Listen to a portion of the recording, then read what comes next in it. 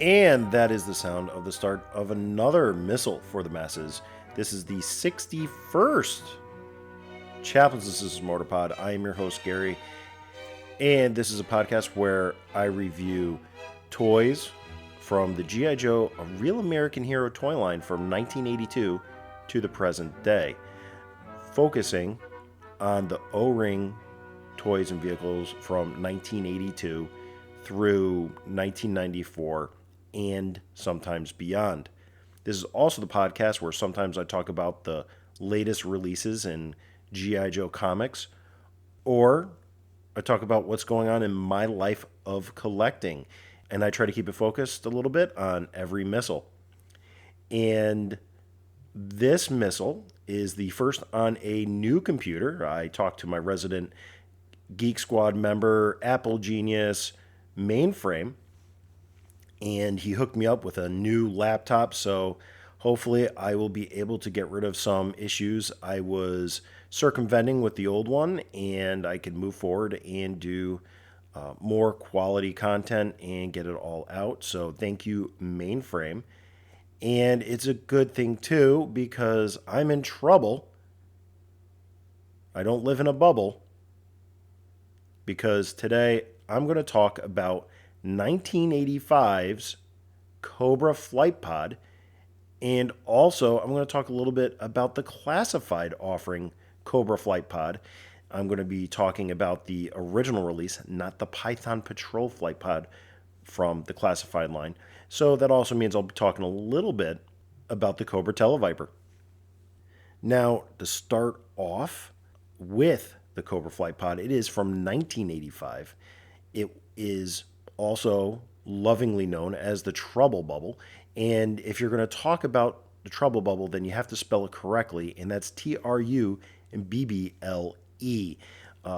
That was the, funnily enough, the alternate name listed in Creating G.I. Joe Volume 12 by Dan Klingensmith. And that's the way I spell it. The Cobra Flight Pod is an iconic vehicle, basically getting a ton of use in animation in the Sunbow series from 1985 through the movie. It is well used there, and everybody flew it. The flip side is, and what mostly I remember from informing my playtime, is the G.I. Joe comic series. And I was a latecomer to the comic in 1991, so this will come as no surprise from an earlier conversation I had here with Stephen from G.I. Joeberg. Was I don't have that huge connection to the Trubble Bubble. Now, I was 5 in 1985. I watched the cartoon. I watched the movie when it premiered on WPIX at about 8 o'clock at night. Might have even been 7, but I remember that Wednesday night sitting down in my parents' room on their bed to watch the movie upstairs while my mom watched something downstairs. And, you know, the flight pod is huge in that opening sequence of G.I. Joe, the movie. And while it is there and it's always been in the animations and stuff, before I really get into it, I want to just let you guys know that I'm kind of feel disjointed from the rest of the community here, because I don't have that like deep-seated connection for this. And as I talk about and review it, I think by the end you'll see why. So with that, before I start really talking about the toy, let's look at the box and how it was marketed. And once again, thanks to Carson Metaxas and 3D Joes for having excellent box art for me to look at and read. On the front of the box, of course, it's Cobra Flight Pod, and in parentheses, Trubble Bubble, spelled correctly. An enemy weapon with movable machine gun, does not shoot, fits most enemy and G.I. Joe figures. You know, figures sold separately, ages 5 and up, assembly required, no tools necessary. See back panel for actual size and contents. And we have one of those wonderful explosion back portraits, probably by Hector Garrido. And This is unique because usually on a vehicle you get a little bit of the environment in the background, but this is the explosion back, much like it was the action figure on card in 1985. So we have a Tele-Viper piloting the Trubble Bubble, and in the upper right hand corner, we have the aerial mine floating about. And I do say floating about because there is no flame effects for thrust on the aerial mine. So, how is it floating in the air? That is up to you to decide. Maybe some sort of anti gravity mechanism. Now, in the foreground, of course, the Trubble Bubble has the jets, with the flame effects, and we have the speed lines showing the Trubble Bubble is rising in the painting. And also the left missile is being launched. We got a little bit of a fire effect on that. And then we also have a fire effect on the forward machine gun. The Tele-Viper's looking out. They got the Cobra sigil on the side of the jet tank. You got the Cobra sigil on top of the bubble. And, he's sitting down. You see his white sneakers, dangling in the air. And he's on the move, on the attack. Now the box gets flipped over, and we can read about more of the marketing for the Cobra Flight Pod on the shelf in 1985. And we got Cobra Flight Pod, G.I. Joe, a Cobra Command weapon, the Cobra's ultra high-tech jet-propelled one-man flying vehicle. Insert one of the Cobra enemies into the jet-propelled flight pod for his secret spy mission, or pre-program it for special drone flight reconnaissance. Watch out, G.I. Joe. This futuristic pod is based on Cobra Command's top secret designs, including the most sophisticated technology in the Cobra weapons arsenal. And as we go around it, we got the same right side view as we did on the box in front.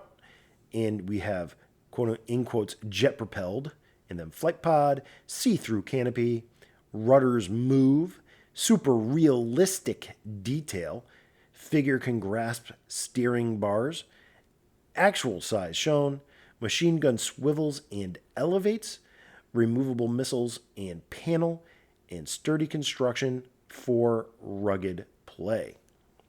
And this was worth 1/2 flag point. So for half a flag point, and remember, figures were 1 flag point, the Cobra Flight Pod's MSRP was $2.39, and that's only 10 cents more than an action figure. So if I was minding my pennies, which I was early on with my G.I. Joe collecting, what would I go for, a figure or the flight pod? Well, you get 1 flag point and you save 10 cents. You get a character, and what's on the pegs in 1985, a murderer's row of talent for the G.I. Joe and Cobra's rosters. I would probably choose a figure over this, only because I like figures. I mean, I do love vehicles, but I would rather have a figure than the flight pod. My 1985 kid self would. 1985, I had a Ferret, which was right up my alley, and I also had a Moray. So the flight pod was definitely not on my radar at that time. Next up, as I always do, is we will look at the blueprints. We will look at the banalities of the 16 points of what's going on with the Cobra Flight Pod. This may be boring for some, but I find it truly interesting and how it informs my play. So, number 1 is the fire control computer housing, which is essentially the little gray box that the character holds onto as they fly the Cobra Flight Pod. So it looks almost like one of those little binoculars that you put a quarter in, when you're at like Niagara Falls or Empire State Building, maybe the Grand Canyon. I'm East Coast. I haven't been to the Grand Canyon.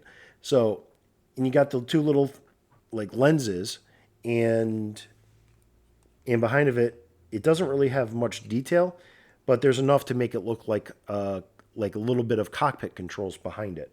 So again, like the Polar Battle Bear missile. It is your controls, your instruments are mounted essentially to the handlebars, and you have little bit sensors, which we're going to get to on another point, but that's essentially the helm of the Cobra Flight Pod. And you get to number 2, which is the control pod, lateral hand grip firing controls. Long way of saying that it's handlebars, and there's probably levers and stuff for fingers and thumbs to shoot and control the flight pod. Kind of like a mountain bike. Number 3, you have your shell-proof domed flight canopy.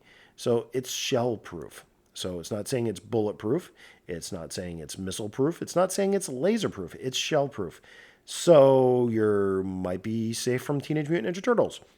But essentially what it is, it's essentially a windscreen for the character. And again, to go back to the cartoon, every Cobra used a flight pod, even Cobra adjacent people. And then I must admit, one of the favorite uses I ever saw of the Cobra Flight Pod was the opening to the movie, where you see both Alpine and Snake Eyes flipping, and grabbing it to get in. Anyways, to me, it looks most like an oversized 1982, 1983 G.I. Joe helmet. It almost makes me think of Spaceballs and Dark Helmet. We get to 4, the armrest flight controls. And now this is a spot where I think the blueprints are a little misleading, is the fact that there's really no armrests inside the cockpit of the Cobra Flight Pod. We have some details on the right side of the seat, but there's no armrests per se. Now, the number 4 is pointing to the little rubbery tabs on each side of the Trubble Bubble, but it's not really, because what you're seeing in the blueprints is you're seeing the outside. You're seeing the details of something that would be like guarding the forearm of the Cobra agent, but on the inside, there is absolutely no detail. It's hollow, because this is one of the couple rubbery parts of the Cobra Flight Pod. And after we get done going through this, talk a little bit about the construction. So number 5 is the Warlock LR 3.8 laser-seeking anti-tank missiles. Now, this is a pretty cool detail. I like it when they make the missiles have like a true function, and these are anti-tank. So in 1984, you have the Rattler, which is loosely based, or a little less loosely based, on the A-10 Thunderbolt Warthog airplane. These are anti-tank missiles. So this has a multi-purpose role, sort of like the Rattler, but obviously I think in 1985 you're going against the Mauler, which is based on the Polish tank, which is supposed to be a light, fast tank, not to replace the Abrams. But I'm thinking, if this thing's going after tanks, it's probably incredibly close to the tanks, and the only chance it has of firing these anti-tank missiles is in between reloading on an American tank. Reloading typically takes somewhere between 3 to 4 seconds, which isn't a lot of time, but it's time enough to get a missile off, especially when you only have 2 of them and they're already preloaded, pre-armed, whereas the tank crew has to arm their round before loading their round and then firing their round. So that is kind of an interesting detail, because I think, especially with an Abrams battle tank, which is what I would think the software package would be installed in all of G.I. Joe's tanks, like even the Mobat, that their tracking software and their targeting systems would just be like shooting these like ducks at a shooting gallery. To summarize, the anti-tank missiles, they're pretty cool. And you know what? You don't have to shoot at tanks all the time with these missiles. They can fire at opposing infantry or jeeps or whatever. So there is multiple use, but calling them anti-tank makes them sound more deadly. We get to number 6, which is something I started talking to very early on, is the forward range infrared targeting sensors, which are essentially mounted at the front of the handlebars. And there are two little details that look, again, like little bit binoculars. You get to number 7, which is the hydraulically adjustable control console. And that's essentially the post that sticks in between the character's legs, and they can pull back on it to get it close to them. So to me, what that does is it means that that's the way they're going to elevate or descend their machine gun in the front. Number 8 is the positive location command chair, which is the chair that the character is sitting in. It conveniently has a backpack post to keep them locked in place. It has some detail, ridging to simulate it being sewn or formed. It's a nice little detail. It's molded in gray. It stands out against the white of the Cobra Flight Pod. It also has a hinge that attaches to the control console for elevating and de-elevating the machine gun. We get from the seat and we talk about the twin vertical thrust high bypass ratio turbofan engines. And I love the fact that they actually call them turbine fan engines. They are jets. They are not rockets like the Jump, that jet pack that's really a rocket pack. This is a true jet. You have wonderful detail on this with a nozzle, with turbine blades. So you have a lot of detail on top. And then on the bottom near the nozzle going out, you have a little more detail, giving it that fin look. So it looks real. So it looks like a plausible pair of small jet engines. Now we go down to number 10 and we get the high reflex synchronized steering rudders. And this is an area where I had to replace on my Cobra Flight Pod because these are connected via essentially a dog bone connection. So the rudders move left or right in sync because of the little rubbery tie rod that exists between them. This was missing on my Cobra Flight Pod. So this was a feature I had to turn to eBay to complete my Cobra Flight Pod. It was also missing the Missals. So somebody had attached Rattler bombs to it. So I also had to buy the Missals. And I need this little dog bone connector. So I ended up buying a whole new backside for my Cobra Flight Pod. And because of that, my Cobra Flight Pod doesn't have all of the decals anymore because some pieces have it and some pieces don't. So nice, you got the rudders that allows it to fly left or right, I guess. And then we get to number 11, the 1XM97 mini cannon. So that's cool. They're calling it a cannon. It's also referred to as a machine gun. And, there's probably a laser in the cartoon because they were all lasers.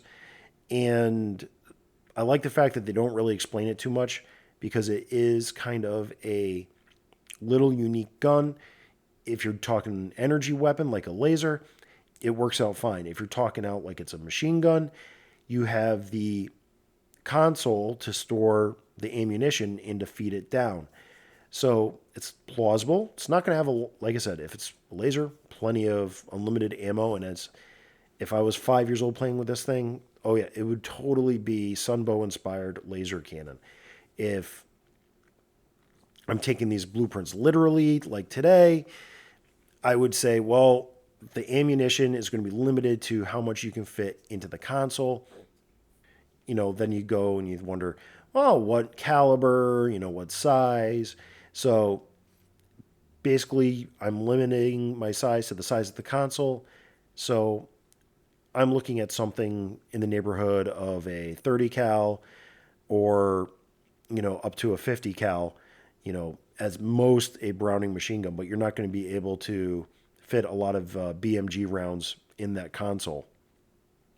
So we get to the number 12, the motor-driven forward mini turret, which is essentially the place where the cannon mounts to the console. Now on the toy, the cannon mounts to the console, and it will only swivel left or right. Now, the way it elevates and de-elevates is pushing or pulling on the console. So this is something that they would kind of rectify in the classified version, but for now, it kind of works. The other thing too, and I'll talk a little bit about the toy after this, is that how far down it is plays a part in storing and caring for the Trubble Bubble or display. It also leads to an issue.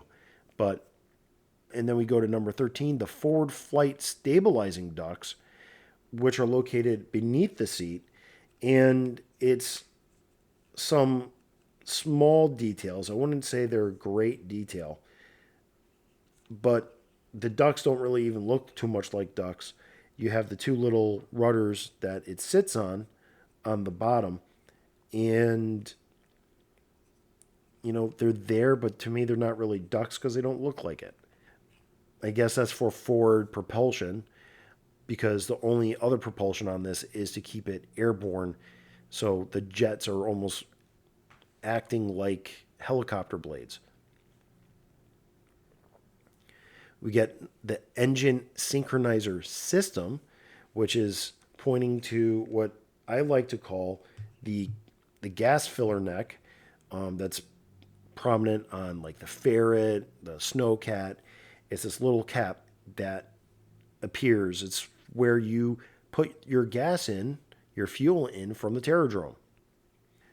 I guess it's neat that they have a little detail there that's supposed to keep the engines in line. I guess that's to make sure that they're both providing equal amounts of thrust at all time to prevent this from, toppling over. In number 15, we have the arming axis panel, because now we're going to be talking about the aerial mine. That's the little panel that when you remove it, it provides access to the detonator system on the aerial mine. You got like a spring behind it. You got a knob of some kind. You got some other details in there. So it's something that, who's the tripwire or Zap would pull this off to de-arm the aerial mine. Don't ask me how they would do it mid-flight, because, again, this is an aerial mine. And then we finally get to number 16, solid propellant SNK7 aerial mine. Now, where are they putting the solid propellant? How is the solid propellant igniting and going through? There's not a lot of room for that. The aerial mine has always broken my brain.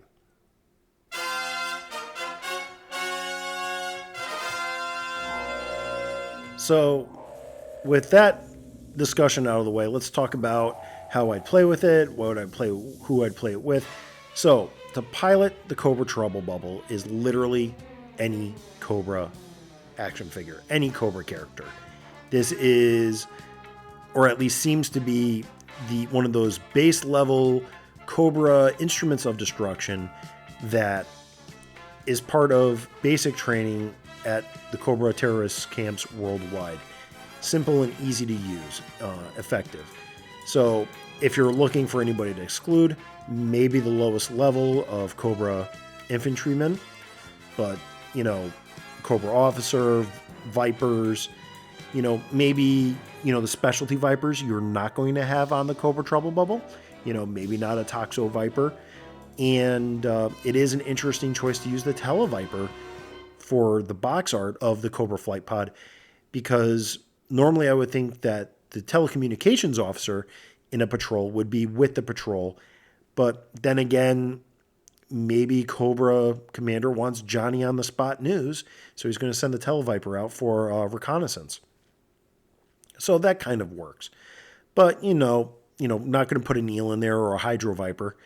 But again, I would say that the Cobra Trubble Bubble, the Cobra Flight Pod, is one of those entry level. You get basic training at the Cobra terrorist camps, and you get to be Flight Pod certified. Now, what would I use the Trubble Bubble for in play? Well, obviously, you got the reconnaissance that I just mentioned. Not too much for attack. Not really, I would say, forward armament, much like you're getting shot at. You're literally getting shot at. And if you're getting shot at from the ground, you have no coverage on the ground. In some ways, it is form follows function, and it seems to mimic something somewhat kind of realistic with how it would be in the real world, because you would want something as light as possible to be hovering over. The aerial mines. Now, the aerial mines for me would be something that would be you place on the ground and then pop up. So it would be sitting on the ground, and then you'd hit the pop up button and it would fly up. Now, the Cobra Flight Pod has also the unique feature that the aerial mine plugs into that backpack peg and could be seated in the flight pod like a drone, like the Claw. However, it doesn't look good or doesn't really make sense. I'm not a huge fan of that. I think that would be rather wasteful to lose a flight pod just for the sake of using it as a mine. And at that point, if you're using the mine inside the flight pod, then the whole flight pod's become sacrificial as part of the mine.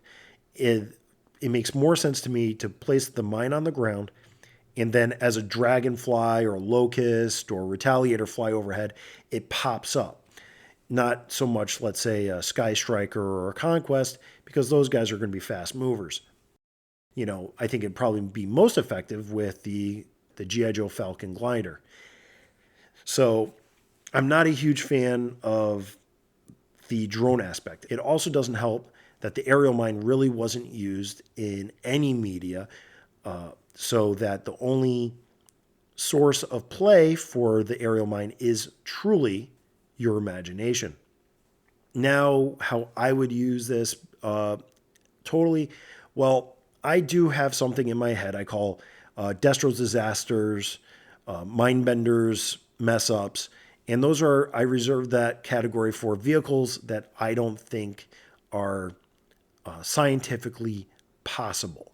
Maybe scientifically probable, but they're more on the extreme end of Cobra's bleeding edge technology of their weaponry. And to me, the Cobra Flight Pod, unfortunately, falls into that. I would rather have a Cobra jetpack than a flight pod. Now, with its iconic use in animation, it would be amongst most people to be like, well, why wouldn't you want a flight pod? They're awesome.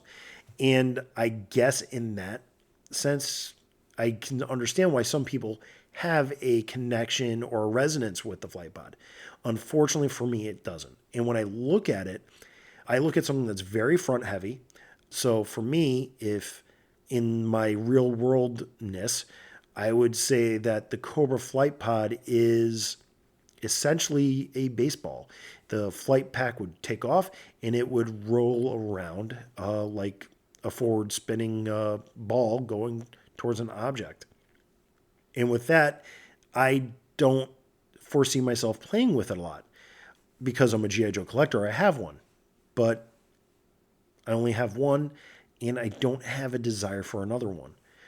The commonly missed components on this are the missiles, the dog bone for the steering.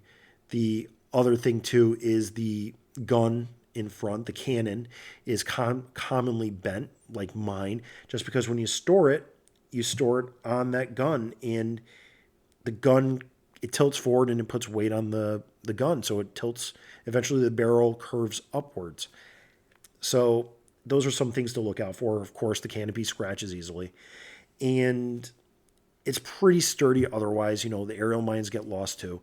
But roundabout, when I was fixing this one up, I looked, and it's like a $50 vehicle, and it has that price because of its iconic status in the cartoon. In the comic, I cannot think of one use. In the Marvel series, in the IDW series, in the Devil's Due. I've read them all.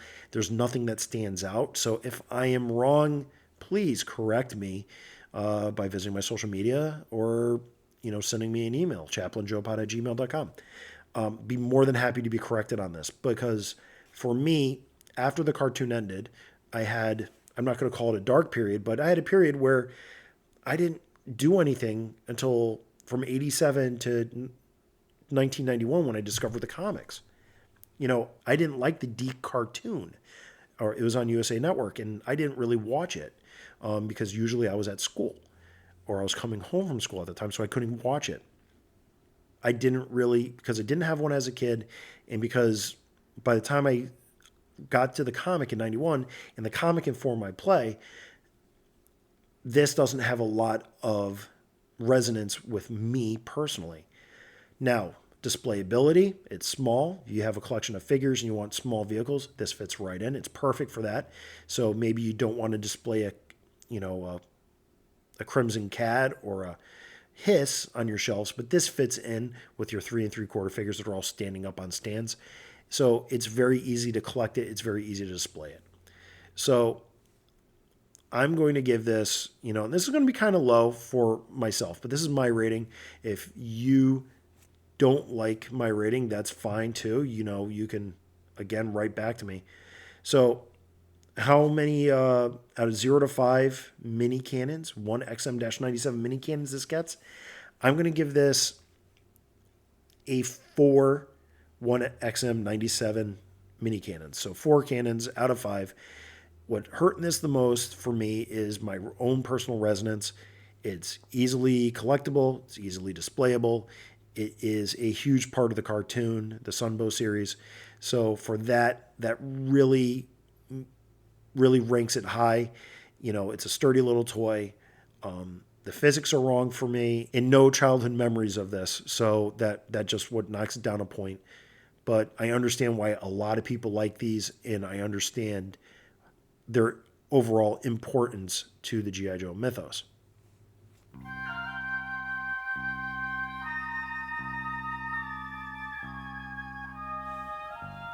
Now, before I go away, I would like to talk a little bit, and potentially my last classified review, as I have stopped buying classifieds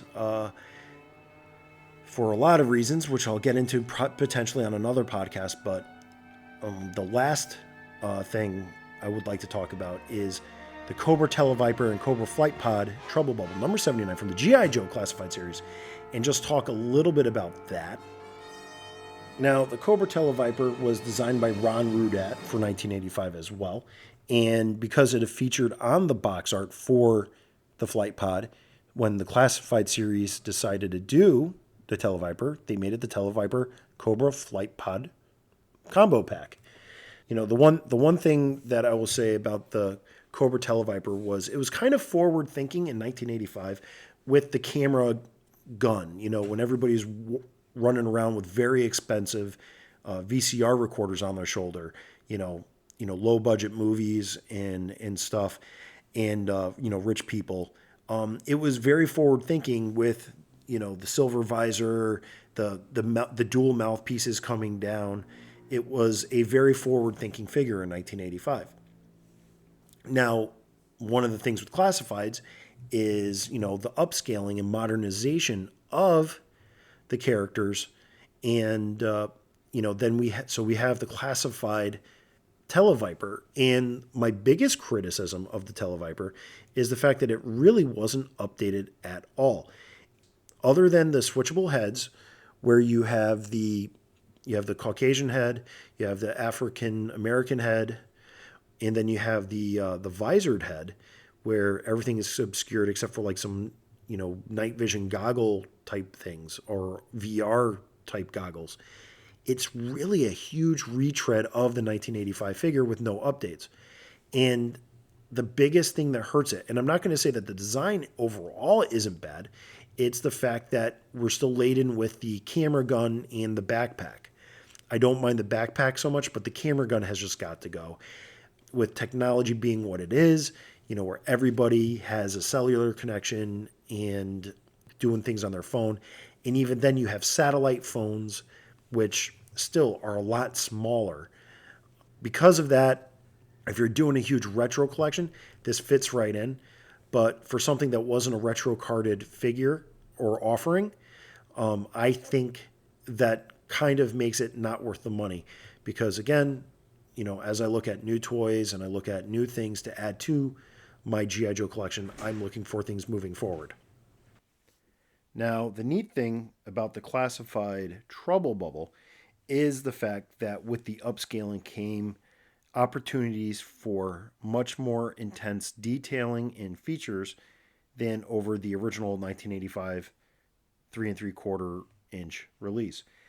Most notably is now it has seatbelts, the handlebar laser sight, infrared sight has a red painting applique, and overall the paint apps on this are phenomenal, adding grays and blacks onto the off-white exterior, making it truly look like a finished and completed toy. The Cobra sigils and the danger, everything that was a sticker on the original is now painted. The bubble itself now has almost like a heads up display for the Tele-Viper or whatever character to look out of, complete with a Cobra logo on the bottom because, as we know, branding is everything in the Cobra hierarchy. The cockpit itself has painted details and even like little displays.